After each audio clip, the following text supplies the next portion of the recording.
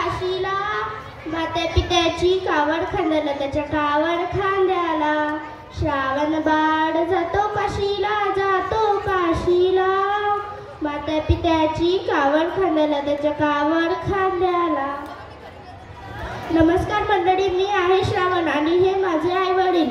मी आज यांना काशी यात्रेला नेत आहे. तर काशी यात्रेला जायची त्यांची खूप इच्छा होती, पण ते त्यांची इच्छा पूर्ण करू शकले नाहीत कारण ते आंधळे होते. मी त्यांना म्हणालो, आई बाबा, मी तुम्हाला कावडमध्ये बसून काशी यात्रेला घेऊन जातो. ते म्हणाले, बाळा, तू आता कुमार वयाचा आहेस, तू आमचा भार सांभाळून काशीचा प्रवास कसा झेपणार तुला?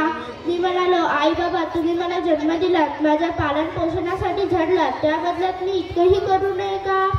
आपल्या भारतीय संस्कृतीत मातापित्यांचं स्थान एवढंच मोठं आहे हे तुम्ही मला दाखवलं. गणपतीने आईवडिलांची प्रदक्षिणा हे प्रत्यक्ष पृथ्वी प्रदक्षिणेसारखीच हे तुम्ही मला सांगितलं. महाराष्ट्राचा आराध्य दैवत श्री विठ्ठल पुंडलिकांच्या मातृपितृभक्तीनेच मिळाला. बाळा, तुझ्यासारखा पुत्र मिळाला, आम्ही धन्य झालो. यानंतर जो कोणी माता पित्यांची सेवा करेल त्याला श्रावण या नावाची उपमा दिली जाईल असा आम्ही तुला आशीर्वाद देतो.